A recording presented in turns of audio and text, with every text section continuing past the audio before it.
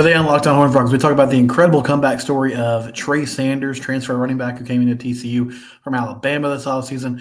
We'll discuss George Kalaikoff's comment that Pac-12 media days, does the Big 12 have a chance to expand out west? And then fall camp starts next week. We are coming up on football season. Let's get it going right now on Locked On Horned Frogs.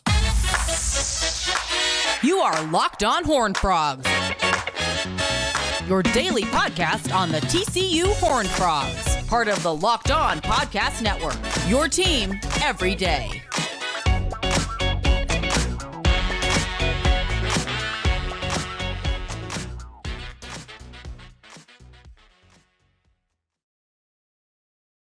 That's right, your team every day. I'm your host, Steven Simcox. You can follow me on Twitter at SimcoxSteven. The show is at Locked On TCU on Twitter. Please subscribe to our YouTube channel. We are over 700 subscribers now, which is awesome. I appreciate you guys and your support.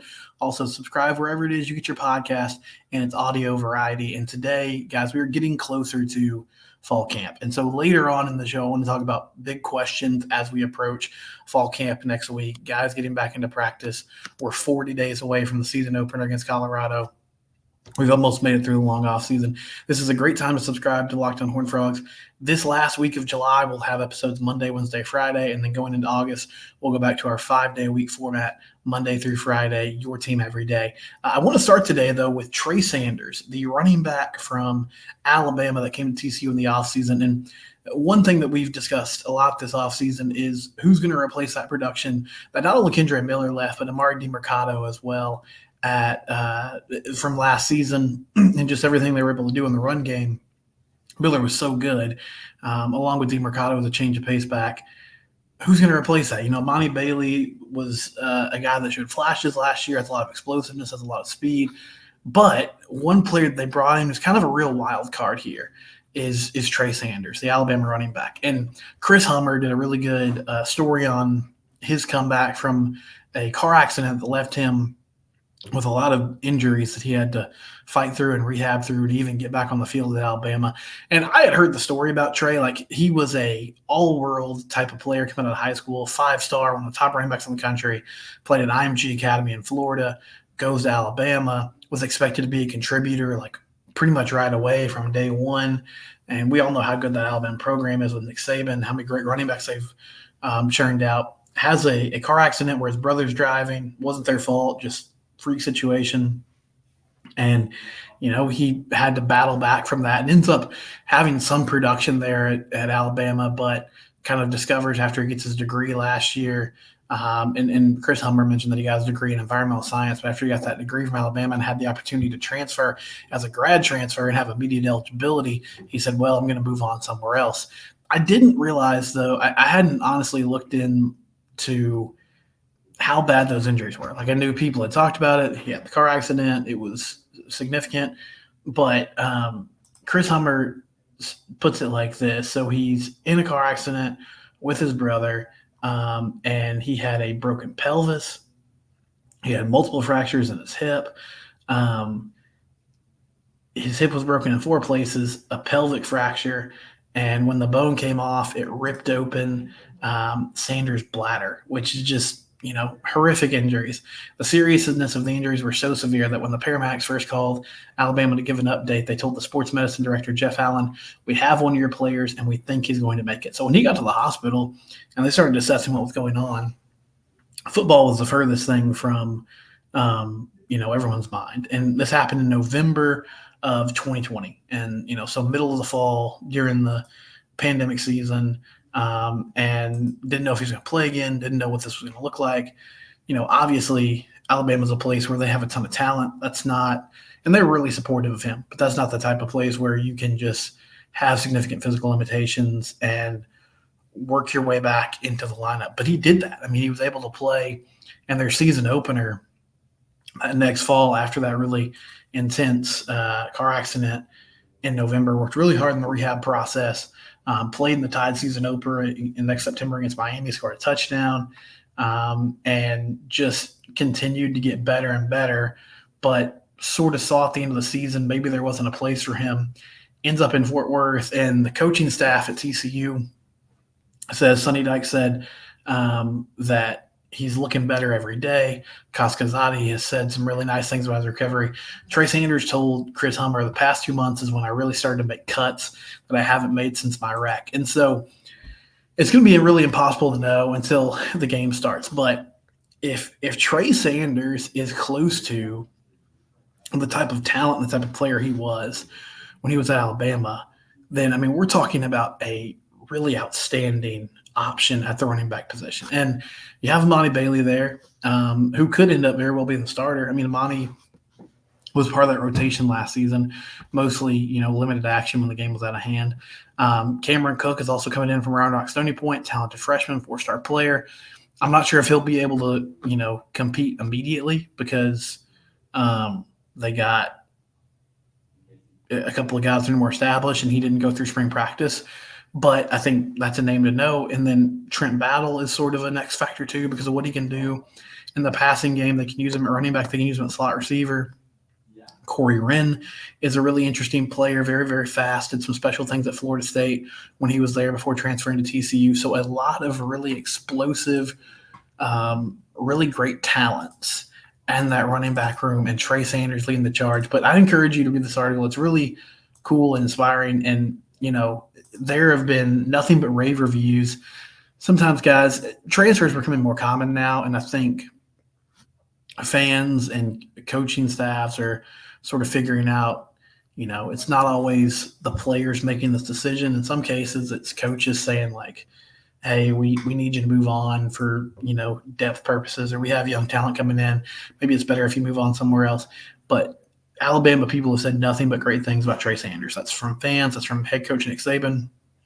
Like, they are really impressed with how he's fought back and how he battled back from that car accident and rehabbed and made his way back. So you're talking about a dude with a lot of mental toughness.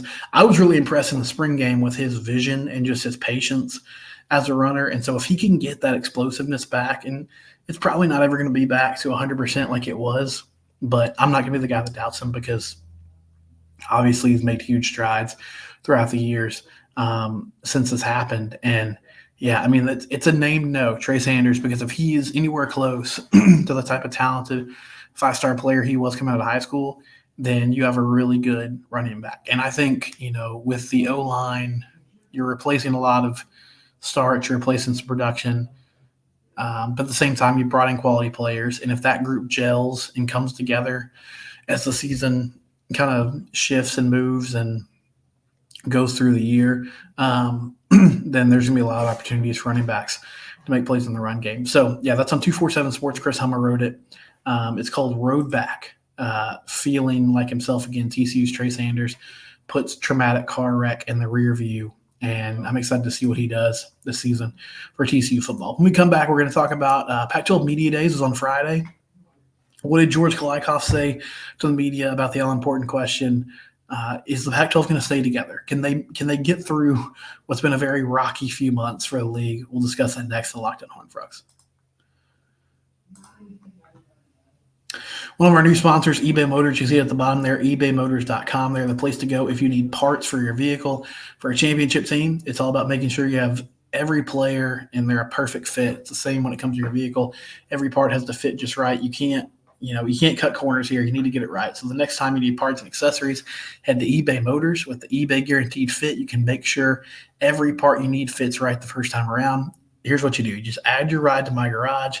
Look for the green check to know that your part will fit. So you can add your specific vehicle, make and model to the My Garage option feature.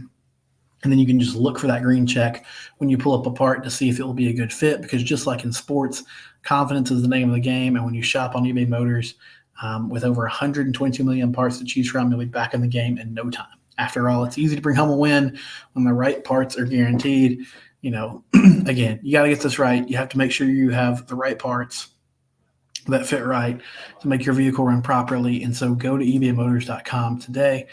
Get the right parts, right fit, and right prices on ebaymotors.com. Let's ride. eBay Guaranteed Fit. Only available to U.S. customers. Eligible items only, and exclusions do apply. And again, that's ebaymotors.com.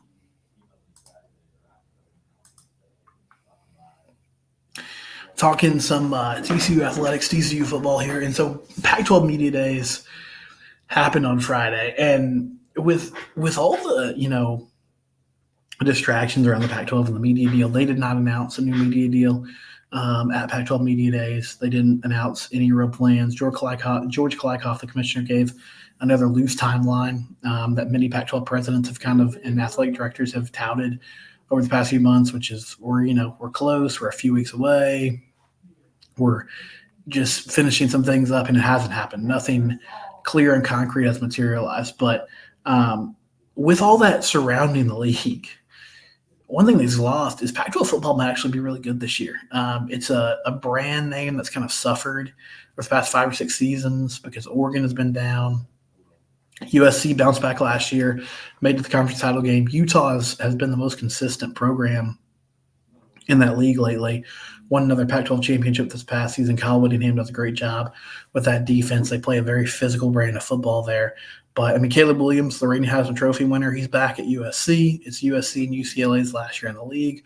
Oregon has Bo Nix, who is coming off a really good year, bounce back year after, spending some time at Auburn. Washington has Michael Penix Jr., and they throw a ball all over the place. Like, there's some talent in the Pac-12 and some teams that might legitimately fight for a playoff spot. And it's been a little while since the Pac-12 could boast that. But all the talk at media days, at least when George Kliakoff was on the stage, was about, where are they at? Are they going to be able to stay together? And he had some interesting quotes. So one thing he said that really made the rounds was, he said, we're not announcing a deal on purpose today because I want the focus to be on football. Okay, sure. That's not why you're not announcing a deal. You're not announcing a deal because you don't have a deal. And that was made pretty clear by a follow-up question by a reporter who said, just to be clear, that would imply a deal is done and you're just waiting until after today. And Kliakoff said, I think you're reading too much into that. So there's no deal that's been done, right? Like, they still don't have the parameters. There might be more options for them, and he's kind of alluded to that, and we'll get to that in a second. But they have not come to any sort of agreement, because if they had, they would have announced it, because it's the biggest thing holding any sort of expansion talk or just the stabilization of the league. It's held them back for the past year plus, is the fact they don't have a TV deal. He also said that waiting this long on a television deal has brought more opportunities and more options to the table. And that might be true. There's a way that can be true, and also it's still not great for the Pac-12. So I think it's very possible that through this process, some other streaming services or linear cable networks have said, well, if they can't get a deal done with anybody else, we'll take a swing at it, right? Like, we can dip our toe in the live sports world. But, the important follow-up there, which we don't know because obviously he's not going to really spell this out, is you can have more options, but do those options mean that you're getting the type of money you want? Do those options mean that you're getting money that is close to the Big 12? And also, like, are these options that take on the majority of your TV rights? Because one problem the Pac-12 is having is they're interested parties, but like Apple, Amazon, some of these other streaming services, even ESPN, are like, well, we want some of it, but we don't really want all of it. We don't want to invest in, the majority of the games, but we'd take a few West Coast games, right? Like, we'd take a few games in the 9 p.m. Central, 10 p.m. Eastern time window to end the night. But it doesn't mean that they are, taking on the full enchilada to a certain extent. He didn't dive into expansion at all. San Diego State has kind of created their own mess with this Mountain West situation. San Diego State and SMU are the most likely candidates if the Pac-12 decides to expand. I think they're still waiting to get this deal solidified to see what happens. On the idea that the conference looks bad and the Big 12 is kind of handing it to them for the past year, Kliakoff said, I could have spent all of last year getting into it. He said on every single rumor that's been passed around about our conference. We decided to take the high road. We decided to focus on the future of the conference. That's why we haven't engaged.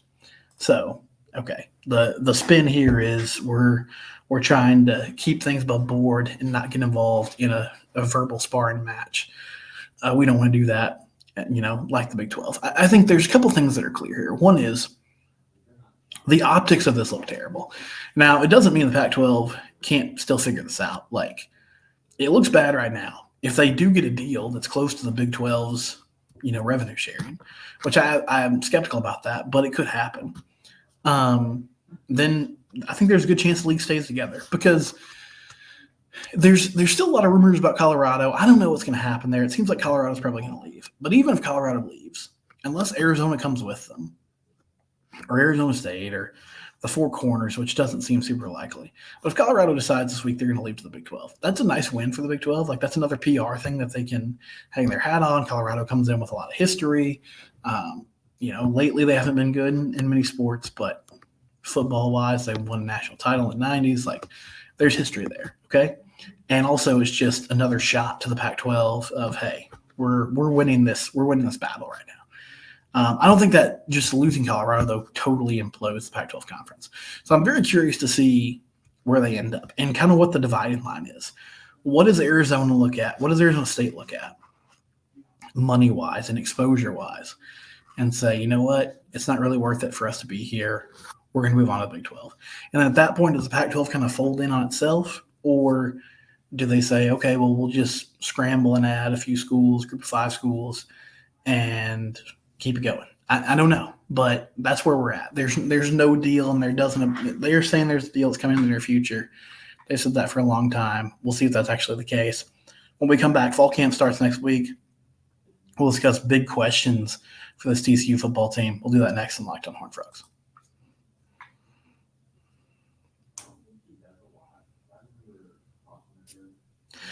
So fall camp going down first week of August. I want to know in the YouTube comments, or you can tweet at me at SomecockSteven at Locked on TCU on Twitter. What's your biggest concern or question going into fall camp, right? And so, in my mind, I think I always go to 2 places. One is the defensive line. It's not really so much the starters. I feel okay about the starting 3, but with O-line and D-line both, it's more about your depth. Sonny Dykes said that they are 10 deep on the defensive line. He said that at media days. And my ears kind of perked up because I was like, I can't think of 10 guys that I trust. But if the coaching staff thinks that, that's really all that matters. And they brought in some transfers, Tico Brown from Central Michigan, Rick Abreu from East Carolina. Neither of those guys have like gaudy numbers, but I think they like the potential of those players. Can Paul Lawale, the young sophomore, can he come off the edge and make plays? They got a couple freshmen like Marcus Deal and Avion Carter and Zachary Chapman that they really like. Dominic Williams in the middle, will he improve? Caleb Fox and Timon Mitchell, the transfers from last season, can they continue to be space eaters? There's no remedy for getting beat up front. Like, you can scheme up a lot of things, but on defense, like, if you're just getting whooped, if you're getting moved off the ball and the line of scrimmage is getting reestablished every play by the offensive line, then there's no real remedy for that. So that has to be good. And then outside wide receiver, Savion Williams, can he step up? Is Dalen Wright going to be fully ready to go and ready to rock? Cordell Russell, can he contribute as a true freshman? And I think, can he contribute even more than Jordan Hudson did last year? Because Jordan Hudson contributed as a true freshman last season, but he wasn't asked to do a ton because they felt good about where they were from, a receiving core standpoint. So he's got to step up and make things happen. And then O-line, again, like, I'm not really worried about the starting 5, but can guys like Garrett Hayes swing in and make things happen? If you have an injury to Brandon Coleman or Andrew Coker at those tackle positions, do you have swing tackles that can, step in and block and make things happen? And so those are some of the big things on my mind, but I'd love to hear your thoughts in the YouTube comments there. Fall camp starting next week. What are your biggest concerns, questions, thoughts about this team as we get closer and closer to football? We'll have more on Wednesday and then another episode on Friday to end out the month of July. It's Locked on Horned Frogs, and it's your team every day.